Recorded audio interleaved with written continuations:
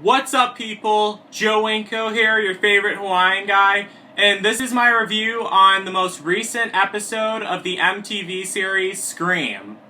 Let's get this party started.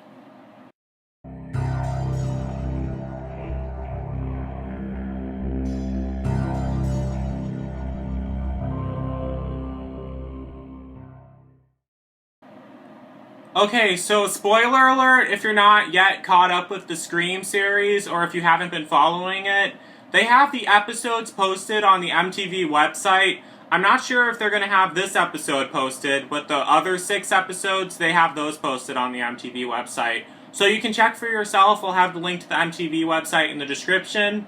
This was the 7th episode of Scream, and it was titled In the Trenches. This was a very shocking episode, and I really liked it, and it was actually my favorite episode because of the dark and gloomy setting it took place in, the abandoned bowling alley. I thought it was really cool how they had that, and it made me wonder, how does this town have so many abandoned buildings that are so easily accessible? Like, they have the abandoned hospital, and now they have the abandoned bowling alley, and also they have the house of Brandon James, which is also abandoned, and I think it's creepy, but I think it's really cool too.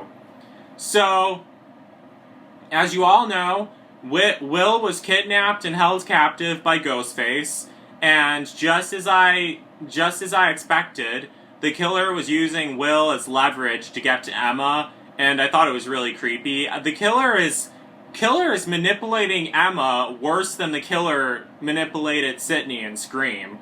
It's really chilling how he just like plays with her mind. It almost seems like he's trying to make her go insane and not trust anyone. And he's doing a good job at that so far, but Emma's really tough, so she's not going to fall for it at all. I definitely think Brooke's dad did something bad to Brooke's mom, but I don't feel like it's all his fault. I think maybe what might be going on there, this is kind of unlikely, but this is just what I'm guessing. I think that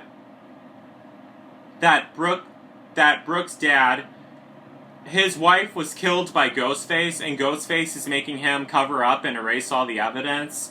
And he's probably telling him, he's probably blackmailing him, and he says, if you don't do what I say, I will kill Brooke, or if you tell Brooke about anything, I'll kill her. So Brooke's dad could be doing all that just to protect Brooke. It's very unlikely, but it is possible.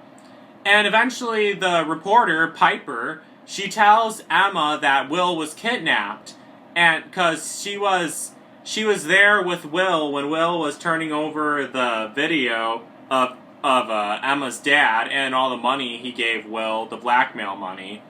And it seemed like Piper was kind of suspicious because like she was all nervous while she was telling her this.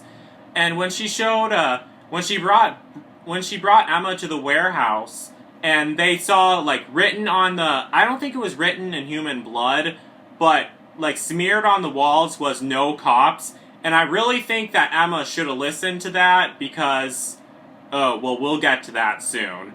But first, one thing that stood out to me was no one noticed that Will was taken and that Will was missing. Because I'm assuming he was taken the night before, but still, when he didn't show up at school the next day, no one was noticed that he wasn't there. It didn't seem like anyone noticed except for the kids themselves, like Emma, Brooke, and Jake. Even Emma didn't really notice until Piper told her.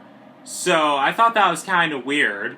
And Brooke also exposed Piper to her dad, because she was saying that Piper was there and she knew that Will was blackmailing her because Piper was there. And I really think that if her dad, I don't think her dad's the killer, but if her dad really is the killer, I think Piper might be in danger. And if Piper ends up as the next victim to Ghostface, then I'll definitely suspect that the killer is Brooke's dad, if the killer is not a ghost of Brandon James.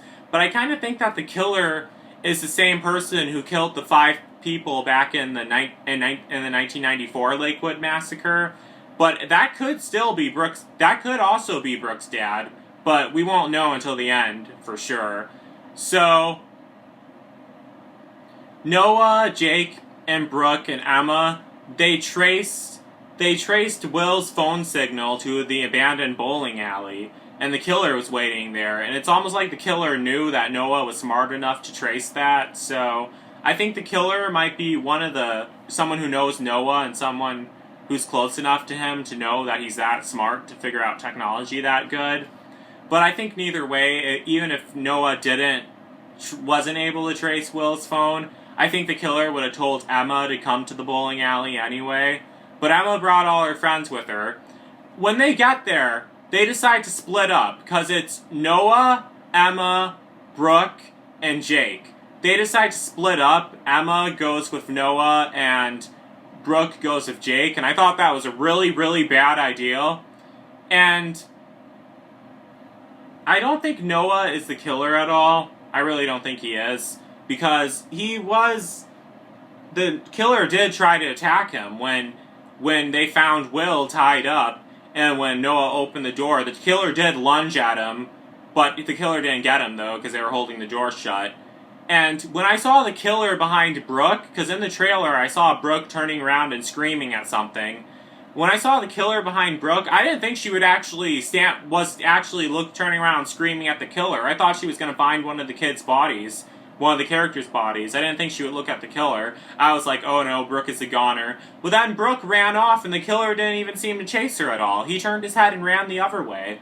And I kept thinking that Brooke was going to die in that episode, but I really didn't want her to die in that episode, because I'm actually starting to like Brooke's character now, because she's not really a slut. She is kind of bitchy. Well, she is kind of a slut because she's having an affair with her teacher, but I'm starting to like Brooke now. I think the show is trying to get us attached to Brooke, so when she does end up dying, we all feel bad for her.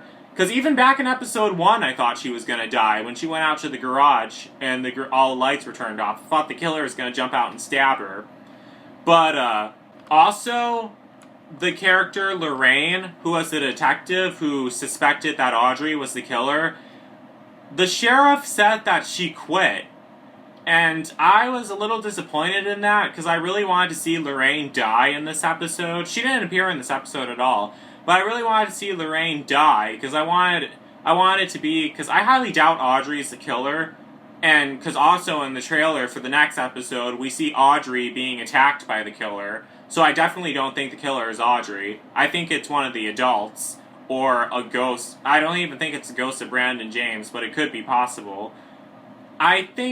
I want to see Lorraine die just to show that, like, she was really stuck up and arrogant and thought she was going to solve this case, but she was on the wrong track the whole entire time, and that was going to get her killed. That's how I thought she was going to die, that she was going to follow the kids into the bowling alley and the killer would jump out and start stabbing her to death. But that did not happen in this episode. But that would have been really cool if it did, so I don't know, I have a dark mind. But eventually, Brooke finds Jake injured in the bowling alley. He has a knife jammed in his chest. And because of that, I really don't think Jake is the killer.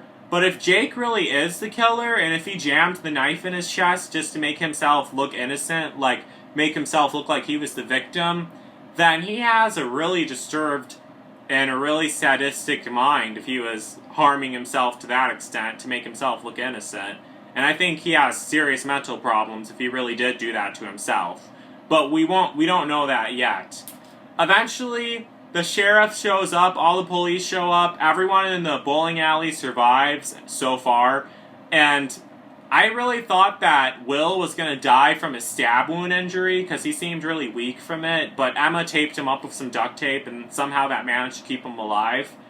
And I was disappointed when I saw them all survive. I was like, what the hell? I wanted to see someone die, because we haven't had anyone die since episode 3. But I watched the last few minutes of it. Even on Instagram, MTV said, watch the last few minutes of the episode. We promised you guys someone would die. What happens next is, hopefully you all already seen the episode, but that scene when Emma comes over and then she accidentally runs over the tripwire and that machine slices into Will's head and blood squirts all over her. That was absolutely terrifying and that was absolutely shocking. But I thought to myself, wouldn't Will be more, like, self-aware and more, like, aware of his surroundings after he'd been kidnapped? But I really think that he was so happy and so relieved to be rescued that he didn't think it could happen again, but it really did. And especially in the broad daylight, the killer comes to his house, ties him up outside, and he gets his head sawed in by the machine, and I thought it was so creepy. And then Emma's splattered with blood and everything. And before the episode aired, I saw that picture on Facebook on Team Sidney Prescott. It reminded me of Sally Harvesty from Texas Chainsaw Massacre when she had blood all over her. Seeing Emma covered in blood reminded me of Sally Harvesty when she was covered in blood, and I thought it was a really grisly death, and I knew that it wasn't going to be Emma's own blood, so I was also right about that. It was going to be the blood of someone else who gets killed, and I really think that Emma's going to blame herself for Will's death, but she's going to get over it. She's going to want to find the killer.